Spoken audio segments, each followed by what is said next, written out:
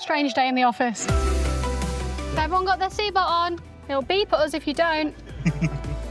I started in 2021 as a graduate on our operations grad scheme. I do quite an unusual job. I'm a Trackside Reliability Engineer, basically problem solver.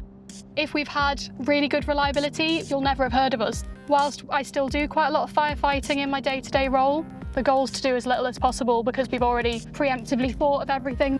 This week, heading into a race weekend, I've got quite a busy Monday before travelling tomorrow, so defining what the car configuration is going to be for this week, my personal workload as well, and then I'll start focusing on the race team's work when they hit feet on the ground on Wednesday. When we're trackside, there's just surprises are hitting you from every turn and you've got to be really reactive. So I think, especially when I'm back at MTC and I'm more focused on the proactive work, I like to be quite regimented in how I do that, make sure we get the most out of the time available. So we are on the boulevard at MTC. This is probably the most famous area. The way that the whole building works, it's kind of like a hand. So you've got like the lake and then we have the fingers. Do you ever get lost?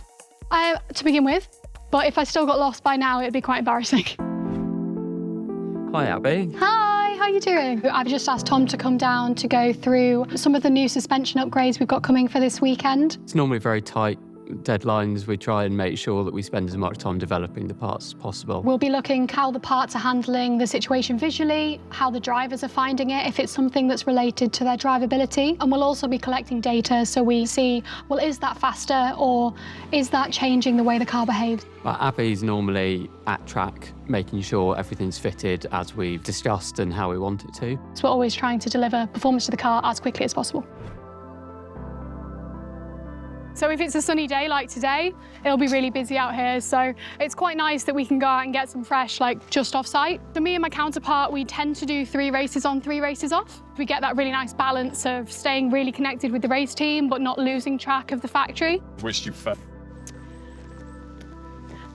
The question you can't answer, really. I think in my job, you have to do both. Like, I love being at track, but if I was always at track, I wouldn't be as good at my job. It's also so nice to come back to the factory and settle back into kind of real life and actually spend some time with the people that create all this wonderful stuff that we get to go out and race. And it means I kind of get the best of both worlds. We're in the race bays here at McLaren, so we have the 2 race bays, R1 and R2. This is where we complete our first builds of the season. And during any service turnaround, Andrew and his team would be completing all the tasks that need to be completed on the car. I sit down here with Andrew during those time periods so that we're on hand to support the team. What's Abbie like to work with? Yeah, good. She's very proactive about getting our job done and means we can get on with building the cars. It certainly makes our lives easier. You know, I'm that first point of contact if we've got an upgrade. So I need to understand what I'm looking at well enough to be able to answer those questions. It's that iterative learning.